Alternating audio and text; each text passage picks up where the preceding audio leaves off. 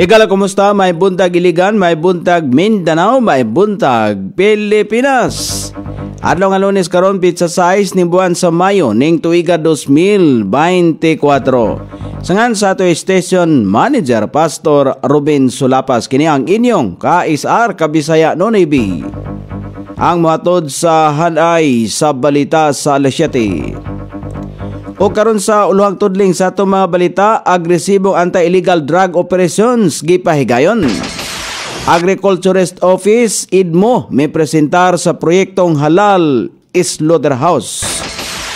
Pag-rehabilitate sa System 1 sa Iligan City Water Works System gihingusgan. Department of Agriculture gilauman nga mas daghang anihong bugas karong tuiga luyo sa epekto sa El Nino phenomenon.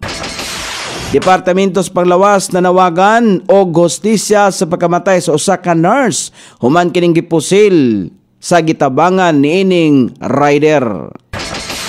New model sa China ayong insul gipanghimakak sa civil defense. Sa gawas sa nasod, US Congress gipasar ang anti-Semitism bill. Balita sa kinabuhing Kristohanon, Armenia gihatag ang ubang teritoryo sa Azerbaijan.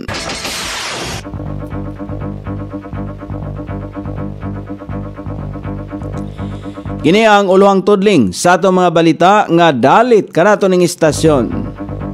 DXSR 106.7 sa inyong FM dial. Ang bugtong radyo sa dakbayan sa Iligan nga nagsibya sa balang kasulatan, pinasubay sa inspired and preserved, not simply dictated King James Version sa Anchor Broadcasting Corporation.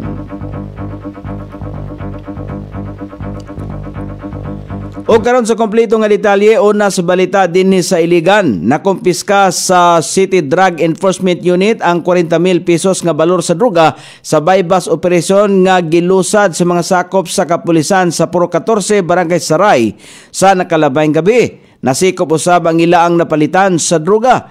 Laing usa ka lalaki usab ang nadakpan niadtong Mayo 3 sa buntag sa Purok 4 Barangay Tambakan human kini gisumbong nga aduna illegal nga droga samtang nasapon sa mga otoridad atol sa ilaang Oplan Bakal Sita ang usa ka lalaki sa Purok Antorium Barangay Akmak sa nakalabayng adlaw nga adunay gikoptan nga droga. Tulo usab ka lalaki ang gidakop sa Purok 3 Barangay Saray kagahapon tungod sa sumbong nga gagamit sila og droga. Gipasaka na og kaso ang mga suspek. Agresibo ang Iligan City Police Office sa ilang operasyons kontra droga batok sa suportado kon samtang suportado usab sa LGU ang ilang operasyon pinagi sa dugang sakinan og pondo alang niini.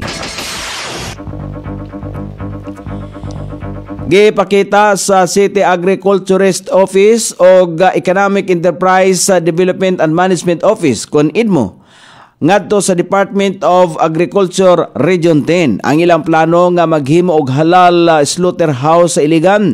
Assistant kini sa Department of Agriculture nga nakuha sa syudad sa paningkamot sa City Agriculturist Office. Adunay 20% nga counterpart sa proyekto sa ang syudad. Ang halal usa ka pamaagi sa pag-ihaw og hayop nga haom sa Islam. Ang Department of Agriculture pinagi sa National Meat Inspection Service maoy responsable pag-accredited og pag-certify nga halal ang usa ka slaughterhouse. Ang pagpalisensya og accreditation magsiguro nga ang pasilidad limpyo o pagsunod sa regulasyon. Ang sertifikasyon gikan sa Department of Agriculture importante sa lokal o export nga mga merkado tungod ang garantiya kung magarantiya kini nga luwas ug limpyo ug maayo ang kalidad sa karne gikan sa naasoyng slaughterhouse.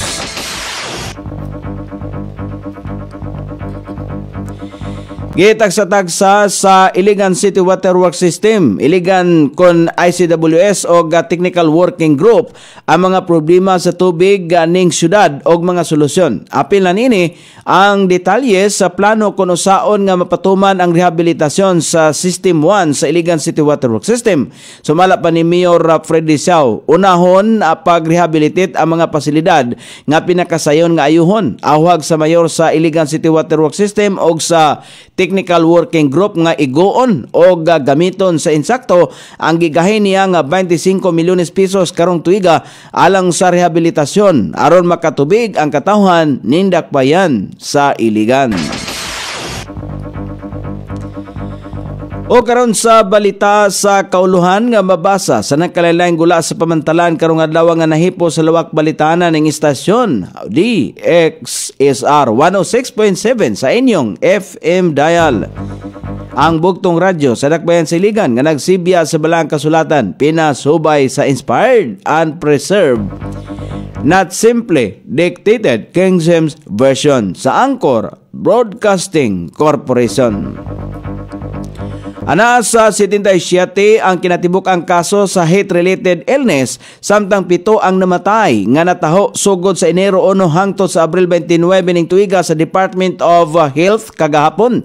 Gitumbok sa Departamento sa Panglawas sa EBNB Surveillance and Response System ang usa ka demographic vulnerability nga adunay 67 ka mga kaso nga nakaapekto sa mga individual sa nagpangidaron gikan sa 12 ngadto sa 21 anyos.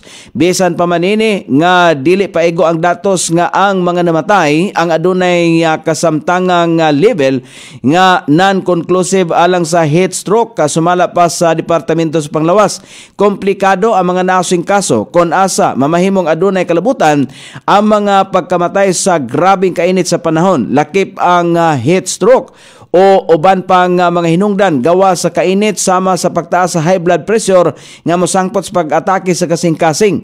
Gipahimangnuan sa Departamento sa Panglawas ang publiko nga magpabiling hydrated o magpakonsulta kung nakasinati na sa mga sintomas nga sakit nga adunay kalabutan sa init nga panahon.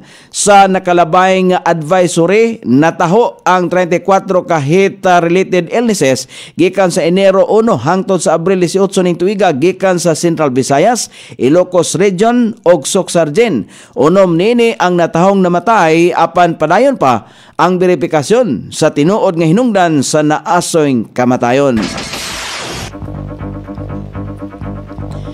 Gipadayag sa Department of Agriculture nga mas daghang bugas ang mamahimong anihon karong tuiga kumpara niadto nakalabay nga tuig bisan adunay epekto sa El Nino sa nasod. Sumala pa kang Department of Agriculture Assistant Secretary Arnel Demisa, gilauman nilang adunay 20.4 milyon ka metriko toneladang bugas ang anihon ning tuiga 2024 kumpara sa 20.6 milyon ka metriko tonelada niadtong 2023. Dugang panidimisa nga mas maayo nga klase ang mga binhing gigamit karon. Bisan pa man gilakbitan ni Dimisa nga adunay jutay nga pagkunhod sa ani sa bugas sa unang kwarter sa tuig nga mokabat sa usa ka 200,000 ka metriko tonelada, samtang ang mga natahong nga kantidad sa kadaot sa El Nino sa agrikultura nga sakop usab sa government expected losses sa matag tuig. Sumala pa sa opisyal ni atong El Nino sa tuig 1997 hangtod sa 1998 naapektuhan ang 370,000 ka hektarya sa pananom. Karong tuiga gisulti nini nga gilauman sa Department of Agriculture nga adunay 120,000 ka hektaryang naapektuhan, apan sa kasamtangan ana sa 58,000 ka hektarya pa lamang ang nangadaot. Base sa datos sa gobyerno hangtod ni atong Huwebes, Mayo 2, mokabat sa 5.9 bilyones pesos ang kadaot dala sa El Nino sa agrikultura. Ang bugas paghihapon ang pinakaunang naapektuhan nga pananom nga adunay kinatibuk ang kantidad sa pagkalugi nga 3.1 bilyones pesos. Gisundan kini sa mais nga adunay 1.76 bilyones pesos og mga high value crops nga adunay 958 milyones pesos. Mimaropa, Cordillera Administrative Region o Western Visayas kining tulo maoy pinakanapektuhang rehiyon sa nasod nga Pilipinon. Nanawagan og hustisya ang Department of Health alang sa 39 anyos nga nurse nga gipusil hangtod mamatay human niyang gisulayan nga tabangan ang motorcycle rider nga naaksidente sa Caloocan City. Gipangatarungan ni DOH sa spokesperson Assistant Secretary Albert Domingo nga ang kamaayo ang dili angay suklian o kadaot. Sumala pa ni Domingo ni duyog sa kasub-anan ang ahensya sa mga pamilya sa nurse nga si Mark Jan Blanco og Mr. Willie Maranom sa panawagan nga hinanaling hustisya alang sa mga mahal sa kinabuhi. Si Blanco nga adunay nailo nga 5 ka mga anak na igo sa bala sa pusil sa iyang ulo ug braso. Gawas kaniya usa pa ka residente nga anaa sa panghitabo usab ang namatay human usab kining gipusil sa naasing suspek. Gibutyag sa kapulisan nga nasuko ang suspek dihang dili mo andar ang natumbang motorcycle dinhi o gipusil ang nurse nga nisulay lamang sa pagtabang ato kaniya. Ang suspek usa ka 54 anyos nga security officer gikan sa inuman ang nadakpan sa kapulisan human ining misulay unta sa pag-ikyas. Kasong multiple murder ang gipasakang kaso batok sa suspek. Sumala pa sa kapulisan ang mga bala gikan sa pusil nga nakuha sa gipanagyahan nga suspek ang nitukma sa mga nakuha gikan sa crime scene.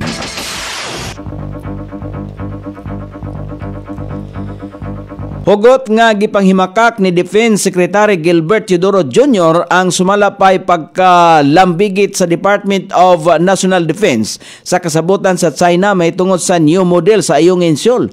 Kini human gisulti sa Chinese Embassy nga nakigsabot ang Armed Forces of the Philippines Western Command sa China nga gitawag og new model alang sa pagdumala sa sitwasyon sa Ayungin Seoul. Sumala pa ni Teodoro usa kini ka charid aron na kahatagan og katarungan ang illegal nga presensya nini sa West Philippine Sea. Sa kamaturan, pipila ka adlaw human siya nga milingkod isip defense chief niadtong Hulyo 2023. Wala niya gitugutan ang unsa mang kalabutan tali sa DND o sa China. Gipatinaw ni Teodoro nga wala sila'y partisipasyon sa gikaingong new model o makapatingala nga ni gawas ang isyo human sa squad meeting sa Honolulu sa Hawaii. Gibutyag pa ni Teodoro nga ang new model claim ang tataw nga pagsulay sa China nga iduso ang usapa ka bakak aron na mabahin ang mga Pilipino ug mawala ang focus sa ilaang pagsupak sa balaod nga presensya og mga akusasyon sa exclusive economic zone sa Pilipinas. Una na usab nga gipanghimakak ni National Security Advisor Eduardo Anyo ang new model sa pamahayag nga walay na usab sa pagpamakak sa China. O karon sa balita sa gawa sa nasod, gipalabang na sa US House of Representatives ang balaodnon nga anti-Semitism bill bisan pa man sa pagsaka sa mga pro-Palestinian rally sa tibuok nasod. Ang nasong balaodnon giuyonan sa 320 ka mga kongresista samtang 91 ang dili uyon sa pagpasar nini. Sa 91 nga dili uyon 70 ka mga Democrats samtang 21 nini ang Republican. Katuyuan sa nasong balaodnon ang limitahan ang kalit nga pagsaka sa mga pro-Palestinian rally nga niabot na sa paghimo og pagdumot ngadto sa mga Hudyo. Ang nasong balaodnon usab ang maghatag og proteksyon ngadto sa mga Jewish organizations nga nabiktima sa agresibong dala sa mga pro-Palestinian rally. O karon sa balita sa kinabuhing Kristohanon, human sa pila ka bulan nga pakigbatok sa Artsakh, naghimo og desisyon ang nasod sa Armenia nga ihatag ang ubang teritoryo nini sa Azerbaijan. Katuyuan sa nasong desisyon ang pagtukod og diplomatikong relasyon ngadto sa Azerbaijan, ihatag sa Armenia ang 4 ka baryo sakop sa Tabus sa province. Sumala pa sa International Christian Concern ang problema sa territorial boundary ang nakahataw og kabalaka alang sa kinabuhi sa mga Kristohanon sulod sa pipila ka tuig ang milabay. O karon sa kahimtang sa pagbanabana sa dagan sa panahon, ang sterlis padayon makaapektar sa nasod nga Pilipinhon. Ang tibok dapit sa Mindanao makasinati og panalagsang pagpangdagom ngadto na sa mapanganuron nga kalangitan. Inubanan sa patak-patak ka mga pag-ulan, kilat o pagpanalugdog, Epekto sa sterless o localized thunderstorm. Hinay ngadto na sa kasarangan nga hangin ang magikan sa silangan ngadto sa amihanang silangang direksyon may magpasulabi sa tibok dapit sa Mindanao ug ang kadagatan hapsay ngadto na sa kasarangan ang mga pagbalod. Sukod sa temperatura dinhi sa Dakbayan Siligan ang kabugnawon na nasa 26 ug ang kainiton musangkos sa 32 degrees sentigrado. Ang adlaw misilang kaganiya sa alas 5:31 ug mosahop unya sa alas 6:14 sa sayong takna sa kagabhion.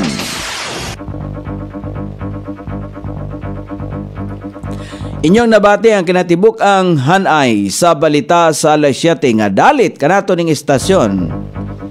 DXSR 106.7 sa inyong FM dial. Ang bugtong radyo sa Dakbayan Siligan nga nagsibya sa balang kasulatan pinasubay sa inspired and preserved, not simply dictated King James Version sa Angkor Broadcasting Corporation. Sangan sa tigsuwat sa atong balitang international ug sa kinabuhing Kristohanon pitjan sa balita lokal Coney Island. Sa ato station manager Pastor Ruben Sulapas, kini ang inyong kaisar kabisaya nunibi. Magpasalamat og moingon. Maayong buntag, Iligan.